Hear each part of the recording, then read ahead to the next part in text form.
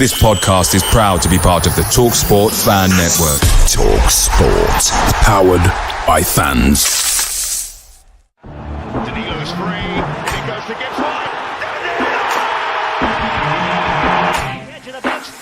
Yes! Great goal! What a hit from Elanga! It's wide! They've only gone and done it again! Forest back in the lead! Rewarded Gibbs White!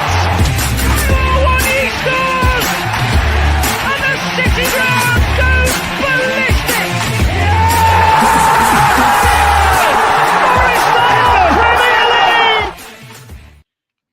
Hello and welcome to Red Side of the Trent as Forest make it back-to-back wins as the Reds secure a dramatic 3 points in injury time, beating Aston Villa 2-1 to send the Reds temporarily fourth in the Premier League.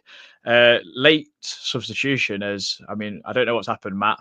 Your phone's fallen over, but we've substituted Matt in for Lee Clark, who's had to go off to refereeing duties on a Sunday morning. I don't know why he's gone to get hurled abuse at rather than talk about a dramatic win. Joined by Christian Brown and Matt Barnsley as ever. Morning, chaps. Morning, everyone in the chat. Matt, how are you, first of all? Yeah, apart from my phone falling over there, which I can only apologise about. But yeah, really, wonderful, really buoyant after last night. And I put it like 1-0 down with 85 minutes. I was thinking, God, what I'd give for a point. And then to get 3 was ridiculous, really. It really was. Definitely. Christian, an unbelievable week for yourself personally. Went off to America, to New York, got engaged, saw Man U get dismantled by Forest, and then a 93rd minute winner, as Matt just said. Not too bad, I've had worse weeks. It's good to be back. Yesterday was just surreal. Obviously we'll get onto it in due course, but it's been a fair while since we've had City grounds rocking like that. I think in that last sort of 10-minute period. Yeah, I mean, Kean Harper, who he put out a tweet that it's the first injury time winner we've had since Millwall away, where Lewis Graven scored that goal in the 93rd minute or whatever, 92nd minute or whatever it was, to win 1-0 at the Den. Matt, just a brief overview of how you feel after yesterday. Obviously, you said to me off air, when do we start talking about Europe? I'm sure we'll talk about that later in the show, but just a general overview of how you feeling. Yeah, really good. I think this team's very much never say die, isn't it? I thought the first half, I thought both teams were both kind of sparring and feeling each other out. It looked like two teams that were pretty hard to break down, to be honest. I thought we looked hard to break down and they looked hard to break down. So I think it was kind of a bit of a stalemate in the first half. I just thought we could have been, I kind of got why he did it in terms of wanting to sit in and kind of really caused them trouble when we turned the ball over. But I really, particularly in the first half, really thought we missed that right-sided kind of influence on the game and a bit of attacking prowess. But at half time, I thought there's certainly something in this for this game. And then I think Nuno's hand was forced as soon as we were 1-0 down, and to bring Elanga into it. And I that's like, for me, I've been quite critical of Elanga recently, and that's the best that I've seen him in a Forest shirt for a good number of months. And I thought he completely changed the direction of travel of the game for us, really, just with his intent, his ball carrying, his pace to get him behind, and that's what we really missed throughout the opening hour of the game. So to go, I think what was the most pleasing thing for me was after the VAR goal got ruled out. After the goal got ruled out for VAR, I thought this team's ability just to not let it get to them and just keep going and then get the ball in the net 4 minutes later, and then we're just we can go on and win this, is just really speaks volumes for where we're at as a team this year. Yeah, Christian, same question to yourself. Yeah, definitely. I agree with what Matt just said. It felt like once that VAR goal went against us, I think in previous years Forest would have crumbled at that point, but it felt like they just lit a fire under their asses instead. They were it made them more determined to get something out of the game. And once they got that first goal, it was okay, actually, yeah, the shift of momentum, just wave momentum, even massively shifted in Forest's favour. And it was suddenly, yeah, maybe we could get a winner here, on the ropes here. But I agree with what everything Matt just said. It felt like up until about the hour mark, I felt we were going to watch 0-0 draw. If you'd said to me at that point, here's £20 to put on a result, what are you going with? I'd have said 0-0. It just felt like two teams cancelled each other out completely. the way Villa were set up out of possession was incredible. You have to give Emery credit to that. They up until the last 10 minutes, that's probably the best organised side we've played this season. And to be fair to us, we more than matched that. I think they didn't have any shots at all, pretty much. I think Duran had one, overhead kick that went wide. Other than that, I don't really recall Sales having anything to do, pretty much. So it was just a case of two teams just counting each other out. And I think, to be honest, had you said to me before the game, 4 points from Man United and Villa, you probably would have gone, that's a pretty good return, really. And it looked like for a good hour of football, that was going to be the case. But no, this team, it does feel as if that was a bit of a catalyst, hopefully, for what could come for the rest of the season, because that was pretty special when that game ended yesterday. Yeah, definitely. I mean, we'll start with the lineup first of all, Matt. Your favourite player? I mean, as we had you on last season, and you called Dominguez for about an hour. I didn't even correct you. Funny enough, he come in for Diego. I keep calling him Diego Jota as well. Jota Silva, and we went a bit lopsided with that midfielder only playing one winger, and kind of matching up with Aston Villa with how they like to play, because they like to play lopsided, I believe, normally with Jacob Ramsey, but John McGinn really tucking inside. What did you make of that lineup when you first saw it? I know you obviously reiterated about not having that right-hand side outlet, and it kind of made us struggle a little bit, I guess. But what was your thoughts when you first saw that lineup? I thought it was pretty much as I thought it would be. I thought they'd try and stifle Villa, particularly with their goal scoring threats for the likes of Duran, and obviously McGinn's always a handful, and Morgan Rogers, who I thought in the first half was probably the best player on the pitch. So yeah, I think with Dominguez, like I can say it properly now. I think with Dominguez, I think he's been probably one of our most underrated performers this season. I think he's just gone quietly about his business. In that time early on in the season when we had Gibbs White out the team, and Nuno put Dominguez in those runner games against Palace and Leicester, I really thought he was like the real kind of like reasoning as to why we were being so successful just in that sitting role. And thing is, he's like, I call him Ryan Yates. He's got the tenacity of Ryan Yates, but also the technical ability to go with it as well. So it's kind of a bit of you put him in that midfield, and I think you get the best of both worlds with him. So I think he's been really, really underrated. I understand why he did it. I just felt that we were probably missing that extra attacking outlet when we turned the ball over. There was a few times where we got Gibbs White away down the middle, and it was kind of, there was no kind of right-hand side option, as opposed to we always tried to work it down that left to Hudson-Odoi, and it kind of felt a bit one-dimensional. But in terms of the lineup, particularly when you're playing teams of that calibre, I get, similar to Liverpool where it's worked, and when we went to Stamford Bridge, it's like I get why he sets up like that, with the idea of, right, let's stay in the game, and an hour we can bring our attacking outlets on, and we can really go at them and try and win the game. Yeah, Christian, to say the first half was like chess would be an understatement, really. I thought both teams, like you said, cancelled each other out. John McGinn was tucking right inside to take Olarena out of the game and give, like, basically make Luca Dina left winger. And then Dominguez is having to kind of push on him. Like you said, very, very little chances. I think Matty Cash has an effort maybe in the first half that Sells makes a smart save down to his right. Murillo closest, but I think the biggest incident we have to talk about in the first half is whether Morgan Rogers is deserved of a penalty or not, which was down at my end. And me, you, and Lee have had a bit of a spat in the WhatsApp group because you asked him a certain question. So, what did you think of the first half in general, and then we'll talk about that incident as well.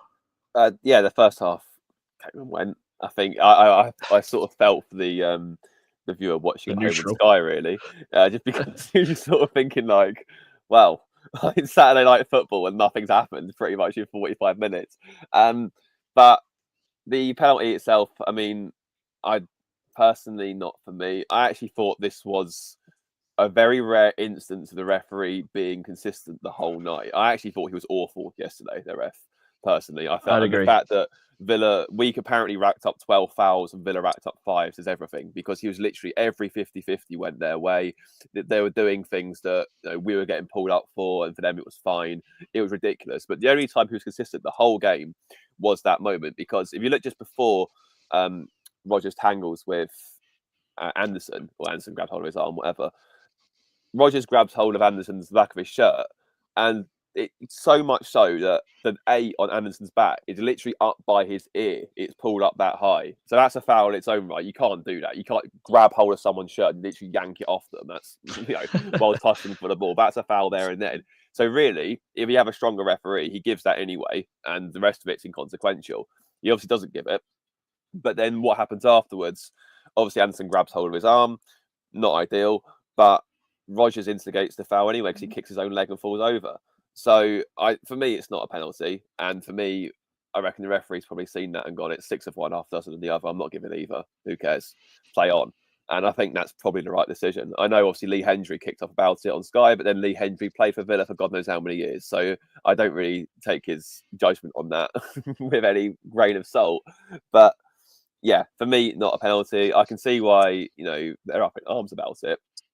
But that contact from Anderson doesn't warrant Rodgers kicking the back of his own leg and falling over. So...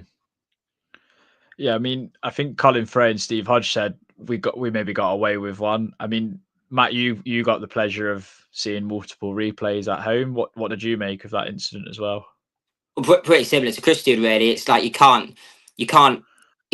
Morgan Rodgers almost committed the foul to gain the yard to get in that position in the first place. I mean, he's ripped Elliot Anderson's shirt off his back. So in terms of, like, as Christian says, with consistency and I think they probably did look at it on VAR and think and just think it was just like what did they call it on Sky? A fleeting connection. So I'm pretty much agreement with Christian is the fact of that. I think if Rodgers would have got away from Anderson without committing the foul, I do wonder whether they would have gone back and given that as a penalty. But because of the initial contact, and as Christian said, with his Elliot Anderson's shirt number, his shirt is literally off him.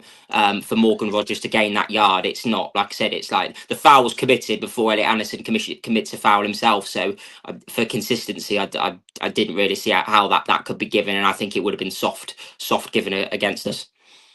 Yeah, definitely. And I mean, I hope they both swap shirts at the end of the game, because they had like probably the best battle I've seen in a long time in terms of like just an individual game where two players are just at each other, two young talents going at each other, and it was a fascinating watch. I thought, more like you said, Matt Morgan Rodgers probably best player on the pitch in that first half. So yeah, second half, guys. This is, I mean, just before Villa score, I thought Forest had taken the lead, Matt, and possibly save of the season is already done and dusted, I think, for Emi Martinez, though it doesn't really mean too much at the moment or during the game, obviously. But unbelievable save from Nicolas Dominguez and a great corner from Anderson. But how the heck has he kept that out? I will never know. Yeah, I don't know. I know we said I have no idea how he's clawed that off the goal line. I think that's... I can't remember in all my years of watching Forest, you guys might agree, I don't think I've ever seen an opposition goalkeeper make a save as good as that. Just in terms of like the pace, the real-time pace of the ball, and the fact that he's managed to like get his timing to the point of where he's literally stopped the ball on the goal line and clawed it out. It was ridiculous, and I've no idea how he's managed to do it. And then you kind of felt that it might be one of those nights for us by them going down. No, we'll get into it, but in terms of them going down the other end and scoring about 3 or 4 minutes later, you thought, we've had the keeper pull off a world-class save down one end, and then they go up the other end and score, and you just thought it's just going to be one of those nights. But yeah, it was absolutely ridiculous. And I know I said off air as well, Martinez is one of those keepers. It's like he's ultimately I would say a pretty like a world class keeper. I mean, he's a World Cup winner. I think he's one of the best keepers in the world on his day. But I do, similar to when the second goal last season at the City Ground with Mangala, I always do feel that there might be a mistake in him, and of course that proved with the Milenkovic equaliser. But it was but yeah, it was a ridiculous save. Yeah, Christian, thoughts as well. You'd have been in the opposite end of the ground to me, so you'd have probably got zero view of it until you got home or on the way home or whatever. But yeah, crazy save. It was ridiculous. I was like up. I was up. I was ready to set it, and I was like, "Hang on, that's not gone in. How's that not gone in?" And at first, I couldn't. Obviously, like you said, I saw obviously Martinez sort of scramble, and it's only when you saw it back you realise what he'd actually done. But I think up until that point, I think the best save I'd seen from an opposition goalkeeper at the City grounds, certainly in recent years, apart from the odds like instances where Daniel Bentley turned into Buffon when we played Bristol City, for example.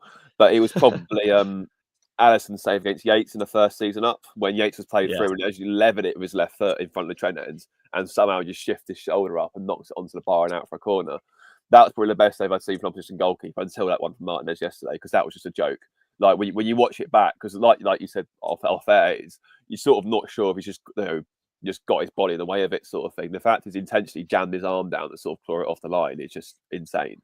And he wins all the accolades, best keeper in the world, etc., etc. When he makes saves like that, it's little wonder, really. Yeah, I mean, and then lo and behold, Christian, what follows is John Duran, who just can't stop scoring for Villa at the moment. I mean, an instinctive header to say the least. And me and Matt have had our opinion off air, and I kind of said what I think you'll say about this. So I'm interested to see what you'll say. But interesting. Do you think we'll? I don't think we can really do much more for the goal. Really, I think it's a really good header for me. I think when you watch it, it's weird. In where we were in Upper Bridgeford, it sort of looked like McGinn had sort of almost shot almost, and then Duran just sort of flicked. Sales had already died, and Duran sort of flicked it. It looked like almost at one point, but then obviously when you watch it back, it's like obviously it's the whole build up to it. I think it's when Rodgers picks up the ball and runs in that straight line. I know he gets taken out. I think it's by Yates. I think he just wipes him on the floor, but obviously by that point he's played the ball off, and they're both out the game. It's a good ball in from McGinn, but Duran just hits it so quickly. I don't think Sels can really react, to be honest. It's just a brilliant header. Obviously, being half Colombian, I'm quite pleased Duran is Colombian, but it was a bit of a negative yesterday. I didn't really want to see him score, if I'm being honest. But no, it's just one of those that, you can maybe look at, stop the cross, stop the goal sort of thing, but they move the ball so quickly and work it so fast. It's pretty difficult to prevent. And, Duran, just his leap for the ball was just ridiculous. Like, he just read that situation so perfectly well. If anything, he generates more power on the ball from the ball anyway from McGinn. So it's just one of those. I think a bit like the second goal United scored last week. Sometimes teams in Premier League will show their quality. Of course they will, because that's why they're there. And I think that was just one of those instances. Yeah, I mean, that's a completely different opinion that I actually said to Matt. I actually thought you'd slag South off, to be honest, because it's a bit more central. But I thought, the pace of the ball has done him, and it's a great flicked header. And Duran's done brilliantly to get it on target, and it's gone in and sent Villa fans into raptures, obviously. Then this is where the craziness happens, obviously. I think Nuno does Nuno things of reacting to the situation, brings on Morato for Murillo, who had obviously a knock. Yates went down in the first half as well, and Josh Silva comes on to give us that width, and Morgan Gibbs-White comes back in. Well, no, sorry, Morgan Gibbs-White. No, he slots back in later, doesn't he? But the VAR goal, Matt, we have to talk about this because it's 2 minutes in the ground for it to get given for his arm, which I still don't think. I know it is offside, but his arm doesn't make a difference in terms of advantage or disadvantage for me. I just feel like I'm clutching at straws because I've got a biased Forest hat on here, but I just think it's such a ridiculous thing, in my opinion. My original thought process was, obviously having the benefit of watching on the telly last night, my original thought process was when they showed the first replay back. Who's number 3 for Villa, the centre half? It was Diego Carlos. Diego Carlos. Yeah. It from originally it looked like he was playing Elanga on the not so much the fullback, the centre half looked like he was playing Elanga on, and then the more they looked at it, the lines are coming out. Who knows where they're going to draw the lines from? The longer it took watching on the telly, I'm sure you guys felt on the ground as well. Once it got past about 2 minutes, they were looking at it on VAR. You just thought they're going to find a way to rule that out. I don't know. Of course, we're all looking. It's a Forest podcast. We're all looking from a Forest point of view. But I don't know. The game, I know we'll use the meme, the game's gone. But in terms of where the lines are drawn from, the time it takes. I know when we had the World Cup 2 years ago, and I think in UEFA competition, they have the automated offside to prevent all of that. It's just, I don't know anymore. I don't know where the lines are drawn from. Drawing a line from from what seemed to be Elanga's armpit. Now, bearing in mind, you can't score with your arm, so who knows where the advantage is with that. I don't know with it anymore. I don't know with it. I mean, it's a brilliantly worked goal. I actually think the tactical switch of putting Morgan Gibbs White with Ali Anderson alongside him, two midfielders who want to get on the ball, I think is brilliant. And we'll have a conversation about Morgan Gibbs White and his positional, because I just thought he wasn't really getting in the game before then. And it's a great weighted ball, and it's where you want Elanga in behind, where Chris Wood wants to be, and it's a fantastic finish as well, because he's on the stretch.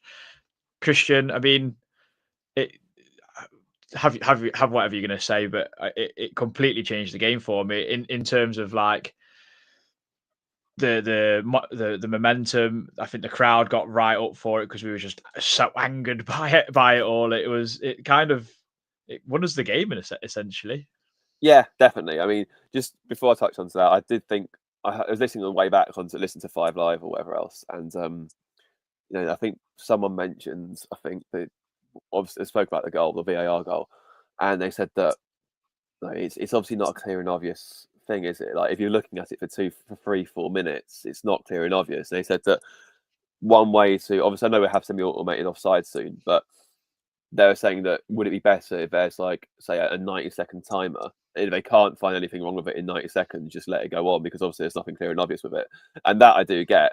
But I guess from that's the other side of the coin, offside isn't subjective. It's literally black or white. It's you are on or you are off. So I can see why they take age to draw up the lines for that one. From the clip I saw, I think it's off his hip. I think they're looking at Elanga's hip might be slight, but that's ridiculous in its own right. I mean, that's how much an advantage you getting off, a little bit of like, I don't know. But regardless, I think just the overall reaction was like one of like, it was just fury, wasn't it? It was just fury and the desire to sort of get something out of this game. And like I said at the top of the show, like I felt in previous years a Forest team would have crumbled at that point. I think that, even one at this time 2 years ago would have crumbled at that point. I think that, just like, it would have been really hard to sort of get back from that. Playing a Champions League like level side, you think you've got back into the game, the crowd's up again, and then suddenly it's been yanked away from you, unceremoniously. And I just felt that it seemed to just like filter down to the players. It was like, it's like, okay, actually, we're going to get something out of this game now. And it just seems to up their determination, desire levels even more. And they just seem to just want it more that last 10 minutes. I don't know what happened to it. I don't buy the whole fact that I saw Stan Collymore say this, actually. I don't buy the fact that it's a Champions League hangover, because at 80 minutes of the game, they shut it down brilliantly. All they had to do was keep the ball for 10 minutes. They won the match. But they lost the ball so frequently. It's almost like their heads went. They were just like, I think he said he counted 13 times where a Villa player just run into a Forest player, like trying to like get out, and obviously just gifted the ball back to Forest, and we, obviously just building more and more momentum in that time. And it just felt like once that sort of happens, there was just this fierce desire from the pitch and leadership. Like it was like right, okay, we'll right this wrong, we'll deal with it, don't worry about it. And it's just so nice to have a Forest team that does that, because it's been the last time we had that sort of like we're going to defy all sort of like adversity. Probably, obviously it's been a bit of a characteristic over the last 3-4 years or so, but like that promotion season, it reminded me of the Bristol City game a little bit, like where we were 1-0 down going to the 90th minute. It was like, and we still won the game 2-1, and it was like, no, our points not enough here. Like we want more, and it felt like that a bit last night as well. Like once that decision went against us, like something switched, like someone just like something happened, and like thank God it did, because it was glorious to what came next. So I mean, I think it shows how much fight we have got in this team. And I generally thought once the goal disallowed, I thought we will get another chance to score. And I thought if we do score within the next couple of minutes, we'll get a winner, because their heads had gone down. Amadou Onana come on. I don't think I was like, bloody hell, he's a big lad. He's going to stop a few crosses. And I didn't see him do anything. He was getting his ankle was bitten by Jota and people like that. I mean, but then I think for the equaliser, Christian, stick with yourself, it is an unbelievable way that I think Nico Williams deserves so much more credit than he probably gets, because it's another good ball in from Anderson. It comes out to Nico, and everyone's shouting shoot, and he doesn't, and he waits and Morgan Gibbs White does brilliantly to keep on side, and it's a great cross. And as Matt reiterated at the start of the show with Martinez, he's one or the other. and he's like thrown the ball into the goal. Though I want to credit Milenkovic, and it's a bullet header really, and he's just taken it into him, a bit like Shaolin soccer style. Yeah, you're right. I think Williams deserves a lot of credit, actually, to be fair, because I think he played very well yesterday. It's weird. I think, like we've all said, his frailties has been that diagonal ball over the top. I think he only got caught out once by it yesterday, and that's because he slipped. So you can kind of allow him that because that's not really intentional. So, yeah, weirdly, like you said before, he seems to be better at left back than at right back for some reason. I don't know He's why. brilliant there, but it's more of his vision as well. Like the passes he was picking, like were really, really good. Like he was actively trying. Like I felt Forest were very patient in the first half, and he was one of the ones that would try and like get us a step up a gear or so. It was good to see. And yeah, obviously, like you said, he could have shot, didn't. And the ball from Gibbs White as well, much like last week at Old Trafford, absolutely perfect. Like it's in the exact area you want it to be in. It's like, again, credit has to go to him for that as well, because to put the ball in like that with that situation where you're 1-0 down with 5 minutes to go, and to put a ball in that quality, that's serious talent.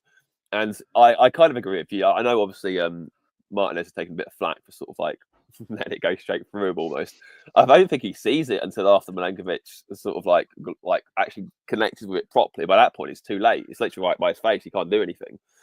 I agree. I think it's a brilliant header from Milenkovic, and you know, it was weird because last season, wasn't it, where we had Nuno saying how easy it was to fix set pieces. I know it wasn't like obviously from a set piece directly, but so much of like I can't remember who said it, whether it was Nuno or someone else, but so much about winning set pieces and aerial duels is about desire. You can have the most like the system in the world, you can have the best players in the world for it, but ultimately it still comes down to wanting to win that ball as best as you can and to be there first. Milenkovic, like, what a leader. What a leader that man is, because it literally, as soon as that ball came in, you know, I was like, this is it. Like, he'll take out 4 players and the keeper if he has to. He's getting to that ball first. And lo and behold, he did. And it was really good header. Oh, yes, he did everything right, got it on target, and he got his reward for that. I thought it was quite funny, Martinez playing the whole I'm injured card afterwards, trying to make up Christmas Day. Like, get up. Like, none of that. I know. I mean, I think Milenkovic is, if he's not already become a fan favourite, he definitely is after the last 2 weeks. He wouldn't mind mate Callum $2,000 last week, scoring the first goal, header, and all that within 90 seconds. So, I mean, 2 weeks on the trot, he's scored for us. And it's nice to see other players chipping in. And no more other than the match winner, Matt, because I thought as soon as we'd got that goal, I just thought the players looked like they knew we was going to win it. And it was just a matter of a moment. And we can talk about the controversies in the build-up because of Elliot Anderson's challenge on Matty Cash. I personally just think he's stronger than him, because I don't see any Villa players really making much of an appeal other than maybe like a little arm. But I just think they're just clutching at straws personally. Though from maybe if it was against us, we might think the same as a Villa fans who thought it was a foul. But great desire from Elanga to get in there, and an unbelievable finish, to be honest, straight through the legs of Martinez, and that's another 3 points for the Reds. Yeah, absolutely brilliant. Do you know what? Just to go back to the whole kind of injustice through what was obviously initially VAR, and then we kind of recycled the ball, and kind of like so much testament to Forest to keeping going in that circumstances. I'm not. Do you know what? And this might sound an absolutely mad comment. I'm not sure that we have the barnstorming finish that we had if we didn't have what we felt was the injustice with VAR. It just felt like that gave everybody in the ground and the players just to pick me up, just to like, we've had this ruled out, but we're certainly not going to lose this game. And then to, like I said, to have the ball in the net again 3 or 4 minutes later. And by that point, I know you mentioned before that I think that Villa's heads had well and truly gone. And it was just like, with this Forest team this season, it was just like, when Villa are a decent team, maybe man for man, maybe they are better than us. But in terms of, we're not going to let that be the case on the night, and we're going to go at you, and we're going to recycle the ball, and we're going to try and force a winner. And the desire for the Elliot Anderson one on Matty Cash is a weird one, isn't it? Because if it's the other way, we probably might be saying it's a foul, but you could also argue it's a contact sport, and Elliot Anderson has just shown strength, and as you said, I don't think many Villa players really argued for him to get to the byline like Elliot Anderson did, and put a ball in like that, and full credit to Elanga for coming onto it. And it's a part of his Forest game which we've seen like glimmers of since he's been at the club. He just hasn't probably been overall like consistent with it, but there's like, really pleased for him, because it was I know he's had a bit of Inconsistent, probably back end of last season and start to this. But on his day, I think he can be like a real threat for any team. And it was some finish to just smash the ball and under Martinez's legs. And then as soon as, like I said, that went in, you just thought all we need to do now is not do anything stupid. I mean, even when we went 2-1 up, I think they forced the corner and they asked a couple of questions and McGinn hit one over the bar. And then we put Bolly on to see it out. So just like the whole of yesterday was just such a team effort to show so many sides to our game, to resilience, attacking quality, game management, to see the game out at the end in the manner of which we did. Putting Bolly on, it was a real team effort and really kind of shows where we're at as a team this year. Yeah, I mean, Christian, just come in. Go on. Sorry, can I just say before, I don't know if you've got him in your player performances or whatever. Big Willy Bolly deserves every bit of claim and thought it and whatever else like positivity you can give him. He was immense. It was like watching Maldini when he came on yesterday. Like there was one bit where he won a tackle and the rebound fell back to them somehow, like really unfortunate. He literally gets up, comes through the side, wins the ball again, takes a player, gets up and finds feet afterwards. I couldn't believe what I was seeing. He was absolutely brilliant last night when he came on. It was an unbelievable cameo. Do you know, Yeah, it would have been. Sorry, apologies, Will. I was going to say with Bolly, it's like with his Forest career, when we've got like a run of games out of him, he has been absolutely phenomenal. Particularly, I remember that back end of that Cooper season where we stayed up. Those last kind of like 5-6 games. And I know a lot was tailored to Taiwo's goals, and rightfully so, which kept us up. But like I said, the back end of that season, he was monumental. And Bolly's Forest career kind of makes me a bit sad, really, because it's like, if he would have had a consistent run of games, he would have been like a defensive certainty for us. But because he's made of glass, it's like he's spent probably more time out of the team than he has. But when he has filled in for us, like Christian said last night, or when he has played for us, I think he's been like, it doesn't get much better defensively, because I just think you put him in that defensive three. And particularly along somebody's side, if you were to do that, and I know you usually nowadays we don't operate with that back five, but if you were to play with the midfield three and the two wing backs, it's like, particularly with Murillo's athleticism and Milenkovic is winning everything. It just like as a three, it just doesn't really get much better, really, does it? No, I mean, I think Nuno kind of summed it up perfectly post match, where he says it's not just about the 11, it is about the subs. And just going back to Anthony Elanga, I mean, I think we've all been criticising him rightfully this season, and I think he even said himself post match that he's his own critic. But you just know that there's more to come from him. I think he's now just behind Cole Palmer for players under 22 that have had the most goal contributions in Europe, or something crazy like that. So you know he's got it in him. So you're hoping this is kind of his clicking moment, and we're only like just in halfway through the season. So if he can start having have a good second half of the season, then that only bodes well for us. And Bolly's contribution is brilliant because he's not played since the Bournemouth game, first game of the season. He's come on and done an absolute brilliant job, as did Morato when he come on. I thought he didn't look at all out of place replacing Murillo in the back two, to be honest. And yeah, credit goes to the team. I mean, what a bloody effort and a great win. So yeah, can't really fault anyone there. So but before we get into player performance and all that, we are going to do your slept on it thoughts. Red side of the Trent. Slept on it thoughts.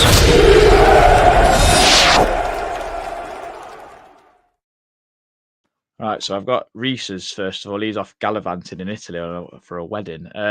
So a special night under the lights, mentality monsters to turn it around with 3 minutes to go against the side in the Champions League. Delighted for Elanga that he got the winner. Hopefully he can kick on. Wonder if Kazakhstan is nice. We'll not be going Kazakhstan, pal. We'll be going much nicer places now, Madrid and all that sort of palaver. And Lee Clark obviously pulled out last minute. He's put amazing win, and from the moment we went behind, we were brilliant. Morgan gives White as an 8 is an option, and this is no slight on Yates, but Milenkovic is the man for the armband for me. Credit to Nuno for making the big calls yesterday, and have to say buzzing for Elanga too. Elliot Anderson will go to the top, silky footwork, and a player who's growing with each performance. And then on to everyone else's, the listeners. So Johnny Ancliffe, we're on the piss with Nuno with a few beer emojis, brilliant. David Bullen, given some borderline decisions going in our favour. Rodgers' pen, Fowler and Cash for the winner. Is this our first example of Big Six bias? Peaches, one of the differences from the previous seasons I see is attitude after VAR ruled out the goal. Heads didn't drop, went on to equalise and then to win. I think belief is there more than ever before. Love this club, bin it. When you struggle to name a man of the match each week, you know you're onto a good thing. Anderson, for me, reminds me of a young Paul Scholes. Capanosity and function. It may be the euphoria talking, but that result reminds me of the 2-1 at Ashton Gate back in October 2021. That day glow smash and grab gave the team and the fans belief that we were on the way to achieving something special. Snowboard Pete Anderson is some player, and we play better with him in the team. Today was a brilliant team effort, not only to get the equaliser, but to win it at the death. Kept pushing even after the VAR decision, where before we could have easily dropped heads up the Reds. Danny Tring, fantastic last 15 minutes, put footballers in the middle of the park, and that's what you get. Williams, man of the match for me. Love the sight of a centre-back scoring headers. I love Nuno more than Cooper there. I said it. We're getting Europe, aren't we? Premier Elliott, that was a battle and a gritty game. Everyone gave a man of the match game.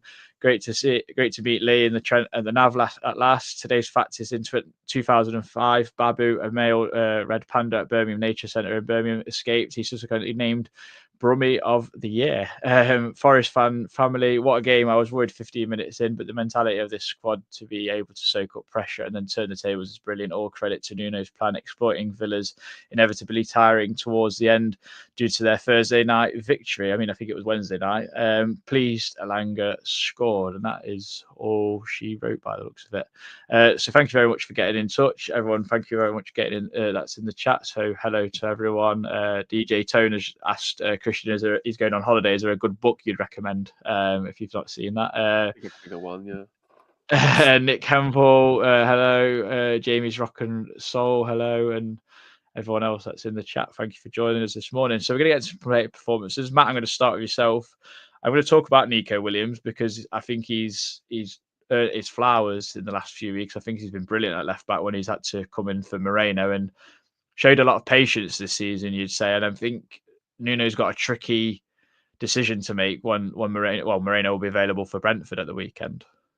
Yeah, absolutely. Yeah, I think it's a well, nowadays, without using football and cliches, it's a squad game, and it's nice to have strength and depth in those positions with Moreno and Nico Williams. I think with Nico Williams, I think he has been to the benefit of Nuno coming into the club and probably his man management and his coaching, really, because I think in the 12 months or so that Nuno's been here, I think Nico Williams has taken his game to new heights. He looks so much better defensively and offensively. So like he just looks like a really solid overall, quite compact player, which is even more. He's not a big lad in terms of physicality or presence, but in terms of his defensive duties and sticking to his task. And as we know in the modern day game, a fullback is essentially a wing back. I think he's kind of added a bit of attacking prowess to his game as well in terms of passing in the final third and making things happen for us the other way. So it's a nice. I thought he was really good again yesterday, and it's a nice problem to have that him and Moreno, two players of that ilk and quality, are now within the team, and we've got that strength and depth.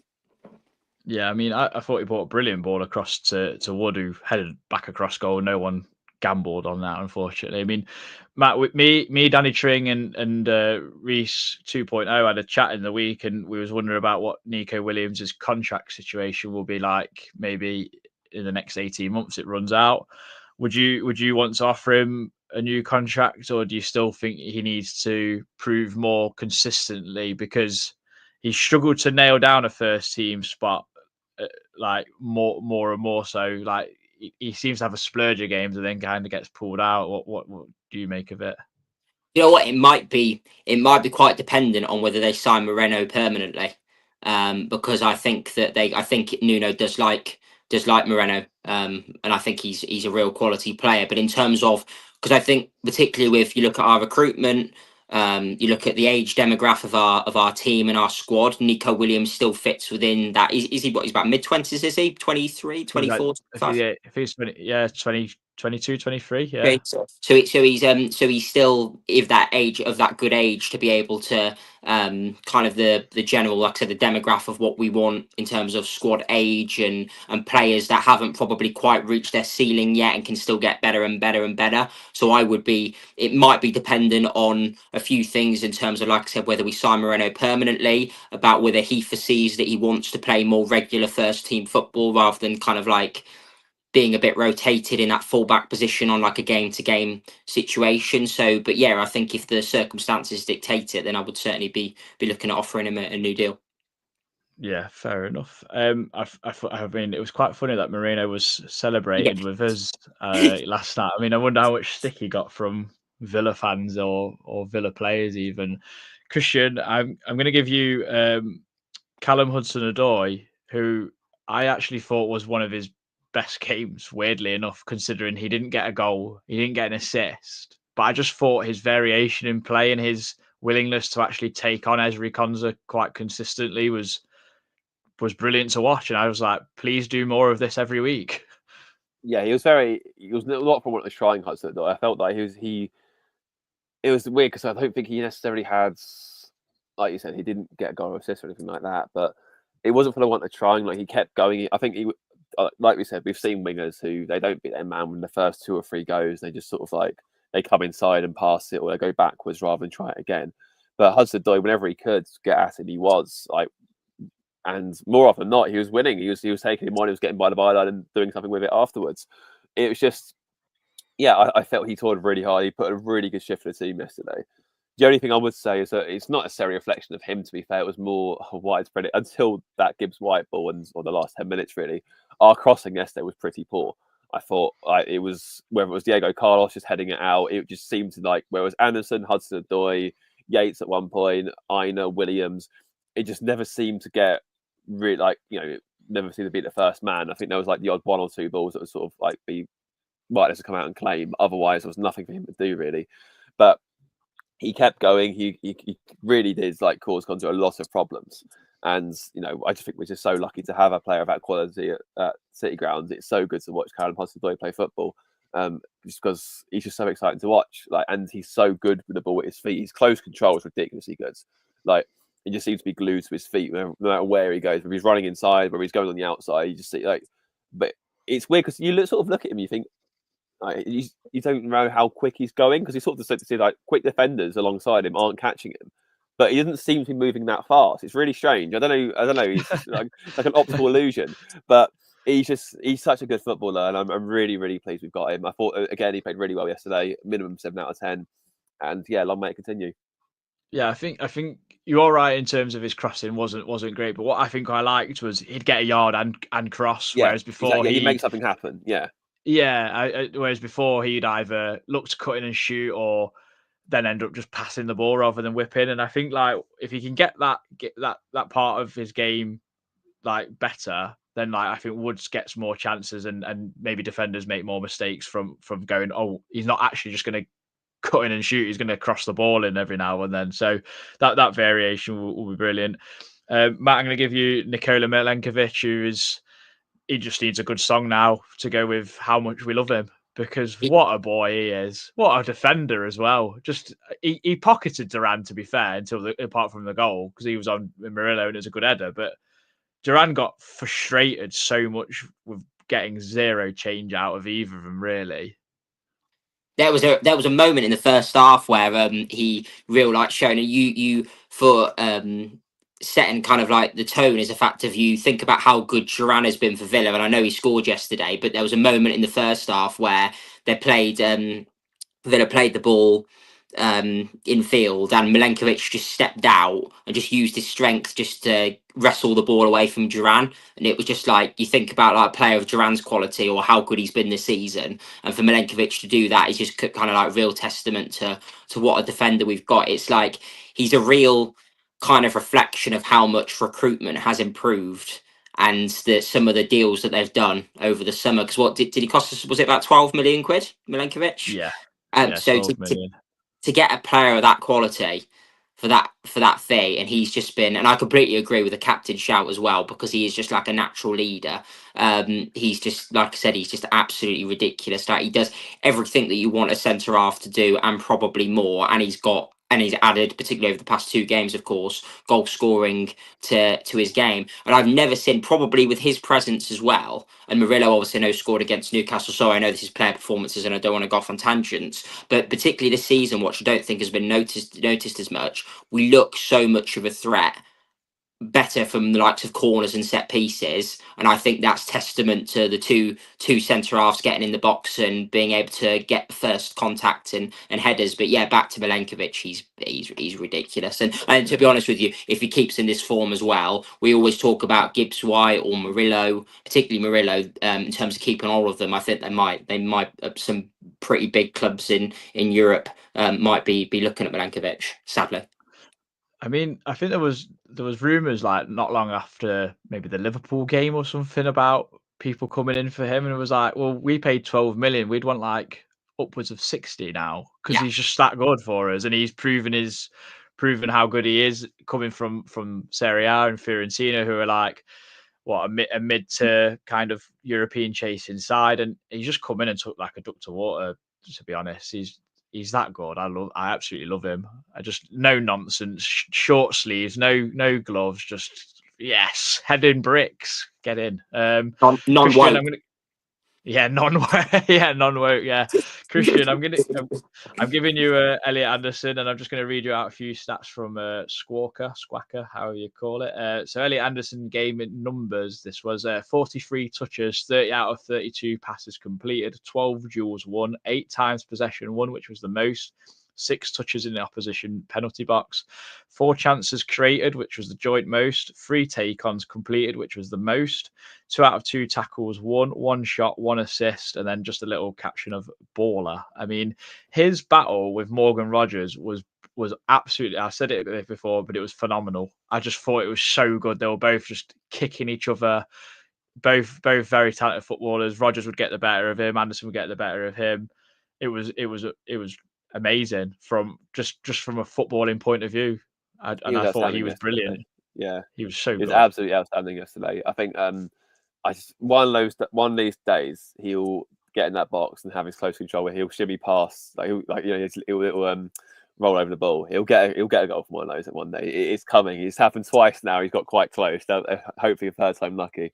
But he was just everywhere. He just seemed to be like, he was in the heart of everything good that Forest did yesterday, Anderson. He was incredibly good yesterday. That was a £35 million performance from yesterday. And that they completely justified that price tag.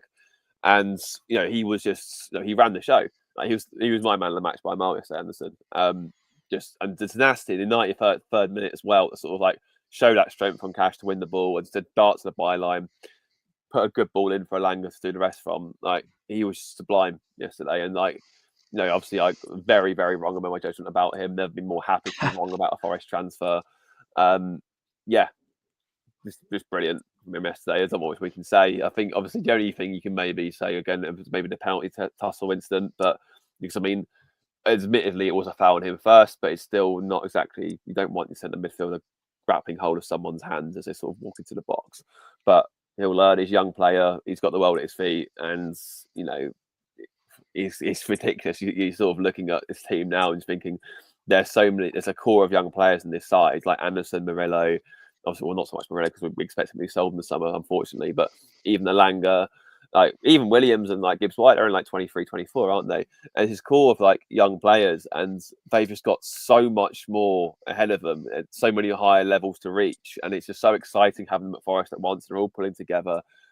Hudson joins that mix as well, but Anderson, yeah, he looks very special. Fair enough. I think I take anything from Newcastle fans with skepticism, especially after the whole Shelby thing.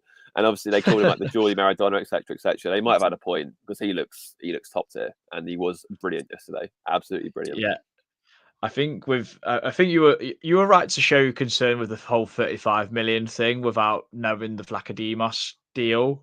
But and when you look at it, like we've said this loads of times on the pod, 15 million is ridiculous for how good he has been. 4 assists this season is good, and I think those numbers will grow. His set pieces I mean, we had set piece worries last season.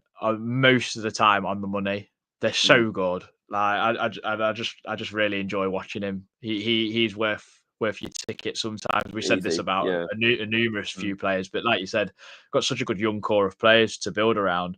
And I just wanted to ask you both about Morgan Gibbs-White and his position on the pitch, because every time I watch him and he gets moved into the number 8 position, I just think he's so much better. I think he wants to pick the ball up deep and do things from deep all the time. I don't know what it is, but I don't know if it was just because of we went 4-2-4 and Villa collapsed and they didn't have no answer for it, but that's just kind of how I see it in that respect. So I don't know what you think, Matt, first of all. I will talk about Morgan. I was going to say, sorry, Wilco, because I'm going off on a tangent again. Whilst we're doing player ratings, I just wanted just to give a bit of a shout out and what you boys think just about Morato, because he did some, in his cameos that he does some very good things. Don't you look at him and think, 'cause I know he's a left-sided centre half, that when we probably sell Murillo next summer, that there's your replacement? Because I just Oh think yeah, that $100%. I just think he just looks absolutely colossal every time I watch him. He just like he's a ball playing centre half. He's got the strength and physicality of Milenkovic. He actually for the winner yesterday he stepped in or he stepped out to Yes, retrieve the yeah. ball when it got recycled. I just think he's absolutely brilliant. I thought with Morgan yesterday, I thought he was. I know obviously got the assist for the equaliser, but I did thought that. He had a bit of a frustrated game yesterday with I thought we kind of, as I know you touched on Wilco, as they Villa collapsed, he got more into the game, but there was I thought they, to be fair to Villa, I thought they kind of neutralised Gibbs-White yesterday in terms of really shutting that space down in that number 10 role and not really enabling him to dictate and getting out to him and closing the ball down. So I thought that with Morgan, I think it's a bit of a weird one, really, and I'd be interested to know your thoughts on that. Like when we are at full throttle, when we're moving the ball quickly and we're playing well as a team, in that number 10, in probably barring maybe 5 or 10 other players that belong to the top ends of the league, I'm not sure it gets much better in that position. But when the game's a bit maybe nitty gritty and it's tight, I do sometimes maybe think we don't see the best out of Gibbs White because I don't know, maybe it's like he's at his best when, because of the type of player that he is, he's at his best that when the game's kind of open or it's end to end. And yesterday was quite a tight affair. And I did think that in the game against Newcastle about a month or so as well. So maybe with that, but yeah, it's a. So I completely forgot the initial question, Wilco. But yeah, no, I thought that Gibbs White affected the game more as the game became more stretched yesterday. I suppose that's the point that I'm making. I think what I thought was, I think actually Nuno deserves a lot of credit for this because Nuno, right, sort of, Gibbs-White was getting frustrated yesterday. He was, there's no doubt about it. For every bit of brilliance he did, there was one outside of the boot pass he took down to Hudson on the left wing, which had to be seen to be believed. It was incredible. But for every one of those, you can see he was getting frustrated. There was one instance where, he had a lovely back flick to Hudson-Odoi. Hudson-Odoi let it run through his legs and then sort of like span and gave it to Yates. And Yates basically tackled himself and gave the ball away. And you can just see then, like, Gibbs-White was like, oh, come on. Like, it's like silly things like this. Like, you can see him getting rolled up. But obviously, like Matt touched upon, Villa shut down that space for that 10. There was no way through. Like, if you watch Villa out of possession, it was like an 8-0-2. Like, the back, there was about a metre ahead of, like, the right back and the right, like, Cash and Konza, basically. And it was across the whole line whenever they're out of possession. And the midfield sort of just shuffled over slightly. So it was like 8 people in a line, basically. It's incredibly difficult to break down. And I felt that Nuno actually sacrificed Jota Silva to allow Gibbs-White's creativity because he basically said to Jota, you go in the 10 role, get Gibbs-White deeper on the ball. And lo and behold, that's what happened. And suddenly Gibbs-White started making things happen. Suddenly they became more stretched. And suddenly we started making more opportunities because he was able to be on the ball more and make things happen. So I think that obviously is a skill set of its own right. And I thought it was very selfless of Jota Silva yesterday. He gave himself a lot of energy, but when he went into that 10 role, he was completely ineffective. He didn't touch the ball pretty much. And so it was very clear it was Villa's tactics that was doing that, sort of making that happen. But obviously the counter of that is allow Gibbs-White to sort of get on the ball more and, as a sort of like box breaker number 8, if you like. And yeah, it worked. It was, so I think Nuno deserves a lot of credit for that because for seeing that tactically and switching that was really alert. Yeah, I mean, I just think his ability to pick the ball up and drive from deep gives him. I just think it makes him look a better player, and he can kind of pick and choose, and he sees the game wider. That's just how I see it when he gets the ball on deep. He always likes to drop in deep and pick the ball up, but then and kind of drop it off, run, but then he doesn't make that run into the box that I want to see him do more often. Like last week against Man United, he's out wide crossing the ball. Yesterday he gets into the channel, gets the ball, crosses the ball. I do want to see more of that from Morgan Gibbs White, and I just get that frustration in the ground where I'm like, I know what you can do, so why aren't you doing it, kind of thing. And that's just where I'm coming from. Like, I think I saw that he's got over the last 3 years, 3 Premier League seasons, I think he's got more assists than Odegaard, Gibbs White. And obviously some of those will come from set pieces, but like, you know, he's in open play. I do feel we're making a bit of a mountain out of a molehill here. Like, he is exceptionally gifted footballer, and I think a lot of people overlook it. I think we've almost become a bit too used to just how good he is. Yeah. Because you know he can make the impossible possible. We were just like, you know, the flick of a boot. He is that good, and you know, I think we've sort of taken it a bit for granted, really, because like, you know, we sort of get a bit angsty because we sort of expect it more. But yesterday, like I said, it was just a very good defensive display from Villa, and they had once he came deeper to actually get the ball more. When that meant we had to sacrifice another attacker to do that. So you know, yesterday was very much a tactical game. I thought between Emery and Nuno, it was a big game of chess. I'm sure the tacticos all around the world will be watching that and, like, you know, loving it. Like your sort of inverted wing accounts, those like losers, they'll be going nuts about that one. But no, it was very intriguing to watch. But you know, I don't think you should be a guy. You know, we shouldn't get in his case too much because you know, he's a very, very gifted player. But on a more positive note, Morato, again, touch on what Matt said, sublime. Like there were so many times yesterday. I think I'm still used to seeing, like, it's weird seeing a new number 4 off the Worrell, but there were so many times yesterday the previous number 4 would just come through and just wipe the player out, giving a foul away. And Morato was so calm, just steps in, like Milenkovic does. He just steps in, wins the ball, takes it cleanly and passes it. That's it. No nonsense. And he's a player. He's a player, Morato. I really like him. And he's just unfortunate he's got Murillo in front of him in a minute. But yeah, again, it feels like that. No, I think the most successful teams in football, when they lose players, they only do it gradually. They lose like 1 or 2 their star players at one go. And I was saying this to my dad on the way home yesterday.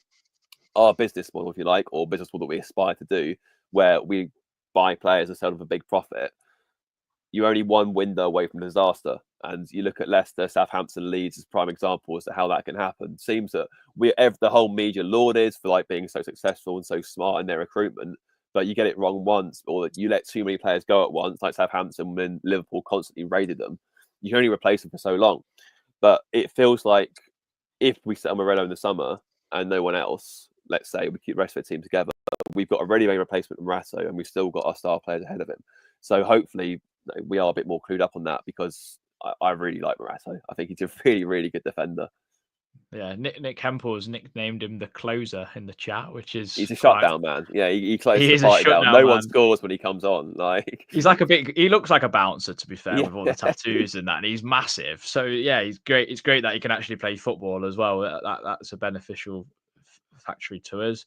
Just to close off the pod, guys, I just want to ask you both a question and then talk a little bit about Brentford. But I know we're going to do some sort of Brentford preview in the week. But Matt, we asked we spoke about this off air.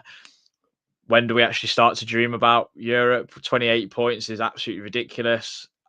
Someone said, I think on Twitter, like they actually responded to our post. I don't think I read this out, but it was something along the lines of, can we start talking about that with 3 points from safety of dropping out of Europe rather than looking over our shoulder in terms of relegation? Because I think we're only like 2 wins away from our points total of last season, and we're pretty much going to be safe. So yeah, Europe. Yeah, but the thing is, the manager's got a track record of it, hasn't he? 2 7th place finishes with Wolves, so it's like it's he's got it in there. There's it for me, and it's like as the weeks go by and the wins become more frequent, it's like, when does it become like a genuine conversation and for that to be potentially on the table? I don't see any reason why they can't finish inside the top 8 or top 10, and I don't, and particularly. I would say probably even with even though we're riding this massive crest of a wave at the moment, even with my massive kind of happy clappy over exuberant Forest hat on, they're probably not going to finish in the Champions League in the top four. But in terms of pushing for a Europa League or a Conference League, I think that's well and truly on the table. But of course, we've still got a large bulk of the season to go, and of course it's all subjective too. We've been quite lucky so far, fortunate with injuries and kind of been able to keep the core of the team and start that certain 11. But at this moment in time, they keep going in the manner that they are, and like I said, the manager's got a track record of it. I don't see any reason why they can't finish 7th, 8th, 9th to really push for a Europe spot. I think that's a real possibility for them. I mean, you need that look with all teams. Need that Yeah. look of keeping their team fit and their best players fit. So, I guess you've just, yeah, like you say, we've got to keep riding this wave. And I mean, I reckon, Christian, that Leicester fans would have been having this conversation when they won the league, where they're saying, "Oh yeah, we'll have a drop off, and we'll be happy if we finish like top 8 or whatever." But when does it become a thing? Is it like, are we going to be like maybe in March time when if we're still up there, you go, well, maybe we can do this. I think it's time to quietly dream now. I think if you look at the fixtures, we all did when we looked at our fixtures at the start of the season. We looked at December and we saw what City away, United away in the same week, Villa at home, Champions League sides, Brentford away. Seemed to think the second best home record in the league behind Liverpool. They've always been good at the G-Tech for some weird reason. Then you've got Spurs at home and then Everton away. If you'd said, to put a points total on that, I think if you'd said even 5 points from those games, we'd be like, you know what, that's a pretty good return. That means we've won somewhere, drawn 2, and probably lost to Villa, United, and City, which isn't exactly out of the ordinary, and maybe Spurs too. So, to get 6 points already with 3 games left is remarkable.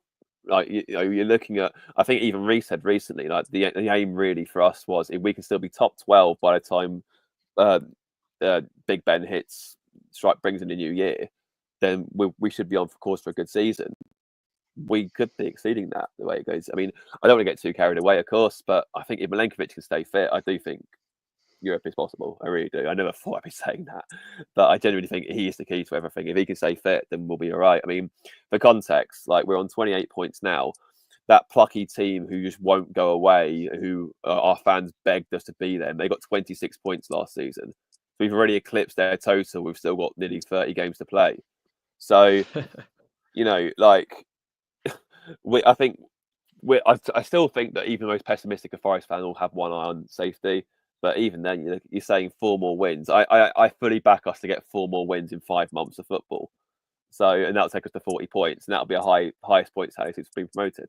So, yeah, it's incredible how it's happened so quickly. But I think now, I don't want to put like a sort of like expectation on it as such, but I think that fans can and will dream that dusting a passport off could actually be a genuine possibility this season, and I think it is now. I really do. After yesterday, I think to do that against, I think if you do that against like I don't mean to sound degrading, but if you do this to like let's say I don't know Palace or Wolves or Ipswich, it's sort of like okay, yeah.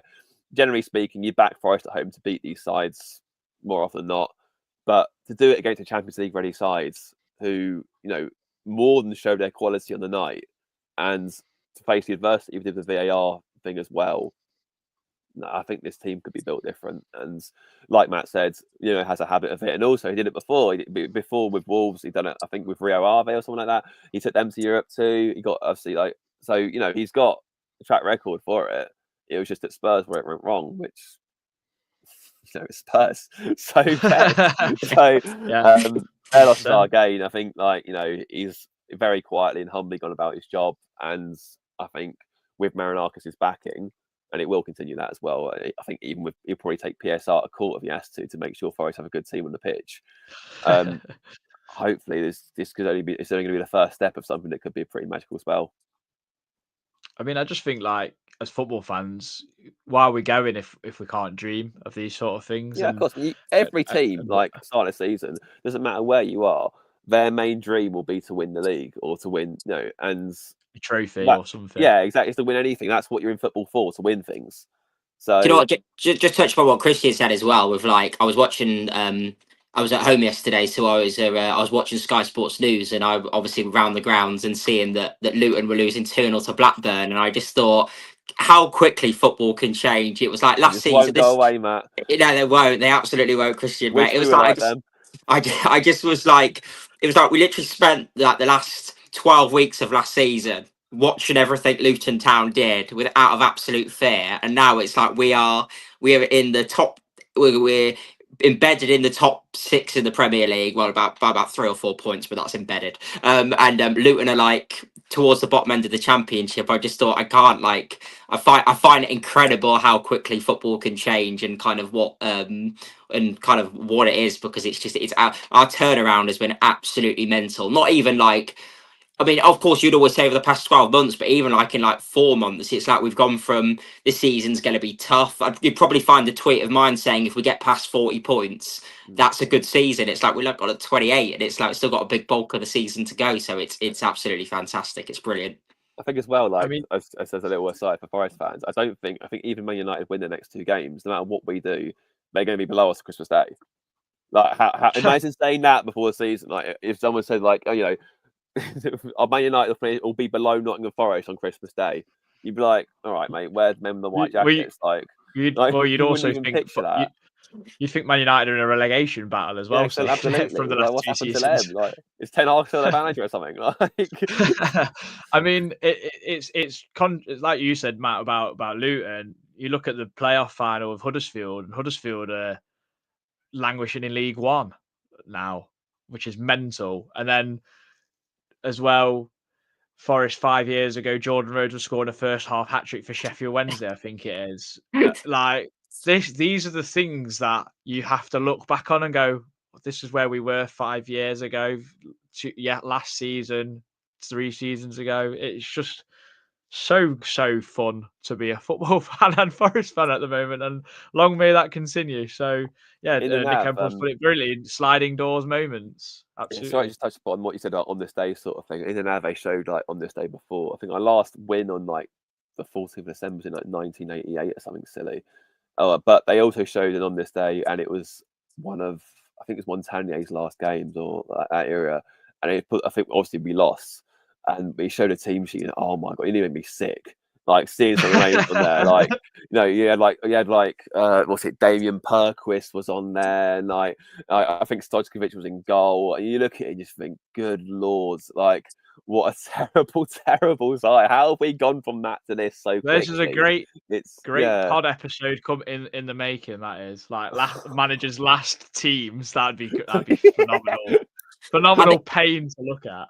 I think the for me it's like a large bulk of the credit's got to go to Coop. So by the way, Christian, I'm still very intent on buying your book. If somebody doesn't get at me for Christmas, so I'm still a large amount of Coops, but it's just like the owner's financial commitment to it is absolutely second to none, and it has been for the whole six or so years that he's owned the football club. Or was it? It was 7 in the summer, wasn't it?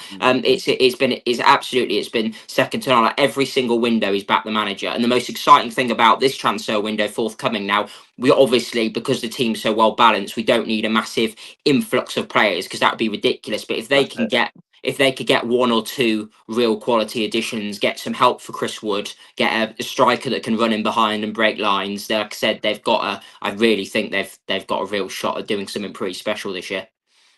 Yeah, I mean that'd be brilliant, and yeah, let's just keep going. Hopefully, I mean, Christian, you best start writing the Nuno years. I don't know what what I don't know what. The way we're going, mate, it'd be a long book, it'd be a series. Like you've got a decent title, which is like on the piss. Do you know what I mean? Like I don't know if that all Waterstones will allow that, but you know, averages with Nuno, yeah. You can try, yeah. I mean, what did I think? Like just to round up. I mean, I think some brilliant moments come out yesterday. Nuno getting interviewed and saying, "How do you stay so calm?" And he laughed. And he says, "No, I wasn't." He goes, "I was nervous as hell." And then Olorena hugging Marinakis and going, "Oh, it's the big boss." I mean, just pure vibes. Yeah. So hopefully in January, announcements of contracts for Wood and Aina, and then you've got to start looking at other players. Murillo should get a new contract in my eyes. At least we should try and offer him one to bump up that value. I It's think weird Gibbs 'cause White needs one. I Amarillo, think, yeah, sorry to interject. I think Amarillo, I think it's weird because even if we do get into Europe, I think he'll still have to be sold anyway, just because of PSR rule. Because UEFA's PSR rules are stricter than the Premier League's ones. So right. that's why Villa had to sell Douglas Luiz. Well, not so much for Premier League ones, but to accommodate for UEFA. So Which is it's mental. it's ridiculous. It's stupid, isn't it? It's sort of like you're sort of punished for succeeding almost if you're not a Sky Six side. To be Yeah, to but be at honest least, with you, how Chelsea do it with the whole selling of hotels to sister companies, we should just sell Taiwo to Olympiacos for 200 million, and then we're done. Then we're in the green. It's real value, yeah. Yeah, absolutely. Yeah, just like why not? I mean, I think with, like you said earlier, Christian, with Murillo, at least if you lose that one player for a lot of money and you've got Morata or Medi Raid, you can reinvest that money into infrastructure and squad Absolutely, yeah. and everything else, and hopefully find the next one to come off the conveyor belt. But yeah, that's a conversation for later down the line for future us basically. But yeah, thank you very much for everyone joining us. Just a quick one, actually, guys. Matt, score prediction for Brentford next week. I know we've not talked about that much. We've kind Do you of know what? had It's like too much fun talking about everything else. I honestly, I hate playing Brentford. I really, really just like it's just like they are the modern day Warsaw, aren't they? We all remember Warsaw of like back in the day, and it was just like just a tough nut to crack. And if we got a draw, it was like a win. But like I said, this team has pulled up trees, to pardon the pun, this season. So I don't know. They're very good at home, aren't they? I will go with 1-1. Yeah, Christian. Yeah, I think a draw as well. I'm going to go Desmond's. I think They Brentford score a lot score a of lot. goals and concede a lot of goals. Yeah, exactly. They score a lot of goals. See a lot of goals. I can see it being a 2-2 draw. Yeah, I mean, I'm going to go 3-3 just for why not? Because 1-1, Leeds 2-2, coming in with 3-3. 4-4. Reece 5-5. Yeah. Well, I mean, that would be prime Barclays. Like, but we'd all be pulling our hairs out over the defending for both teams, I guess. Scott said we'll win 4-3. So yeah, I mean, I'd take it. But yeah, no, thank you very much for everyone joining us. We had a peak of about 90 something people, so that's been really good. Thank you for everyone's slept on it thoughts, and just enjoy your weekend, guys. Temporarily fourth in the Premier League. Soak it in, drink it. Pinch yourselves. We are not dreaming. We're in much of reality. We're back where we belong, I think. Let's get carried away. Why not? But no, thank you very much, Matt. Thanks for joining us this morning. Pleasure, absolute pleasure. Christian, thank you very much as ever. Nice. And to everyone else, have a good one. Come on, you Reds.